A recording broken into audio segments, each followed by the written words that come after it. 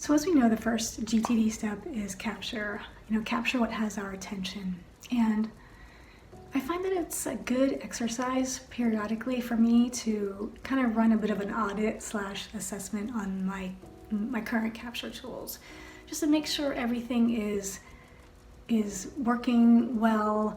I want to have as many as I need, and at the same time as few as I can get away with. I find that if I start to have too many, the edges of my GTD system, they feel blurry.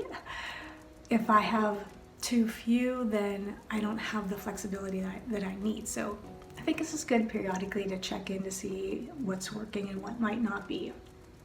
So in terms of digital capture, email is my primary capture tool. I have a couple of different addresses, work, personal, things like that. I like driving as much as I can to email because it's like in one place that I know that I will clarify and organize daily.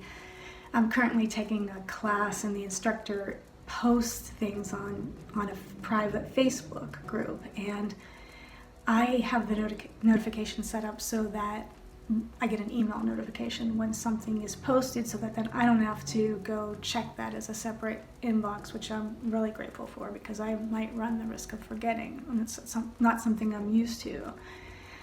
I also have text messages. Most people do. I find that text messages can be tricky because if someone sends me information in a text that's actionable, I have to have a way right then and there to get it into my system. Otherwise, as we all have experienced, it can get kind of lost in the thread. So sometimes I'll just take a quick photo of the text and send it to email as a way of making sure that I don't lose track of that. I also try to encourage people to send me emails if it's like a longer than 2-minute action, but we're all doing the best we can. So I just try to have some way of capturing that information so that I don't lose it in the thread of a text.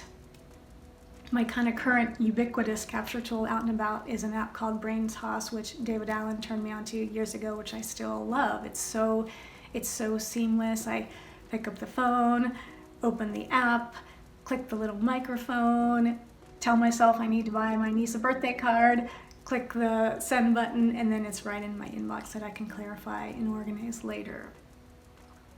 I still have the GTD note taker wallet, which I'm so grateful for. I find it's funny, even though the BrainToss app is super handy, every once in a while it feels awkward to pull the phone out and capture something. So I'm always really grateful to have this, that I can use in those moments where pulling the phone out of my purse feels a little awkward.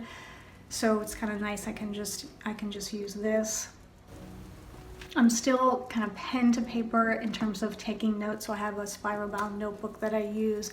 That's one thing I see a lot of, where I'll be working with clients and there's kind of legal pads scattered all over the place, and so I try to it's like maybe you could just use one or two, and then not have that, once again, those edges be frayed.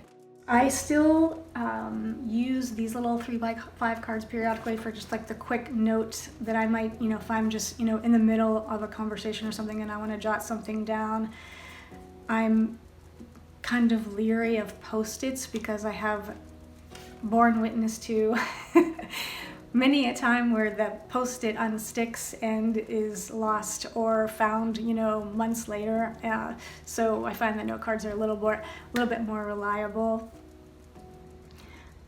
Once again, it's fun to just look at periodically. I'm the invitation, right? The invitation to take a look at your current capture buckets and just make sure you know where they are.